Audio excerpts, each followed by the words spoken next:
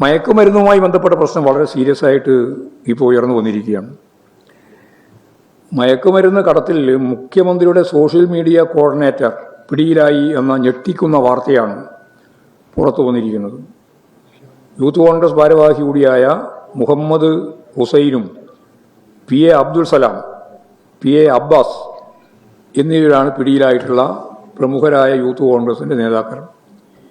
ഇവരെല്ലാവരും കോൺഗ്രസിൻ്റെ പ്രധാനപ്പെട്ട നേതാക്കളും VD സതീശൻ്റെ അടുപ്പക്കാരുമാണ്. വാഹന നമ്പർ ഉൾപ്പെടെ പോലീസിന് കിട്ടിയ രഹസ്യ വിവരത്തെ തുടർന്ന് നടത്തിയ പരിശോധനയായതുകൊണ്ട് ഇവർ പിടിയിലകപ്പെടുകയാണ് ചെയ്തത്. ആളെ തിരിച്ചറിയാതെ നടത്തിയ പരിശോധന അല്ലെങ്കിൽ ഇക്കുറിയും ഇവർ രക്ഷപ്പെട്ടു പോകുമായിരുന്നു. അപ്പോൾ സത്യം പറഞ്ഞാൽ ആരാണെന്ന് മനസ്സിലാക്കിയിട്ടല്ല ഇത് റെയ്ഡ് ചെയ്ത് പിടിച്ചത്. അതിൻ്റെ കാര്യങ്ങളാണ് ഇവിടെ അവതരിപ്പിക്കുന്നത്. എങ്ങനെയാണ് VD സതീശൻ ഇവരുമായിട്ട് ബന്ധപ്പെട്ടിട്ടുള്ളത് എന്നുള്ളതിൻ്റെ കൃത്യമായ ചിത്രമുണ്ട്.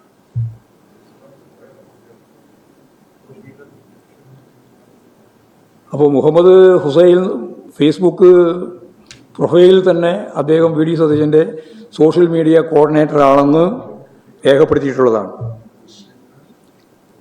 VD സതീശൻ്റെ പേരിലുള്ള ഗ്രൂപ്പുകളുടെ അഡ്മിനായിരുന്നു അദ്ദേഹം. സതീശൻ്റെ വീഡിയോകളും പോസ്റ്റുകളും ഷെയർ ചെയ്യുന്നതും ഇദ്ദേഹമായിരുന്നു. മുഖ്യമന്ത്രിയുടെ ഓഫീസിലെ സ്ഥിരം സന്ദർശകരാണ് ഇവരെല്ലാം എന്ന് തെളിയിക്കുന്ന ചിത്രങ്ങളും പുറത്തു വന്നിട്ടുണ്ട്. അപ്പോൾ ഹുസൈൻ്റെയും ഈ കേസിലെ മറ്റൊരു പ്രതി സലാമിൻ്റെയും വീട്ടിൽ VD സതീശൻ്റെ സന്ദർശനം നടത്തിയ ചിത്രങ്ങളും നമുക്ക് ലഭ്യമായിട്ട് ഉണ്ട്.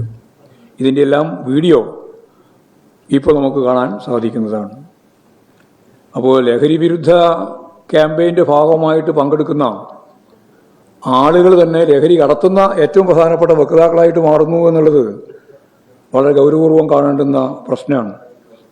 മന്ത്രി PK കുഞ്ഞാലിക്കുട്ടിയോടൊപ്പം അബ്ദുൽ സലാം നിയമസഭയിലും എത്തിയിട്ടുണ്ട് എന്നുള്ളതിന് തെളിവുണ്ട്. രമേശ് ചെന്നിത്തല ഓപ്പറേഷൻ തുഫാൻ നടത്തുന്ന അദ്ദേഹത്തിൻ്റെ പാർട്ടിക്കകത്ത് തന്നെയാണ് ആദ്യം ഈ തുഫാൻ സംഘടിപ്പിക്കേണ്ടത്. അത് വളരെ ഗൗരവമുള്ളൊരു പ്രശ്നമാണ്. ഇപ്പോൾ മയക്കുമരുന്ന് സംഘത്തിൻ്റെ കേന്ദ്രമായി സ്വന്തം ഓഫീസ് മാറുന്നതിനെക്കുറിച്ച് മുഖ്യമന്ത്രി മറുപടി പറയേണ്ടുന്ന കാര്യമായിട്ടാണ് വെക്കുന്നത്.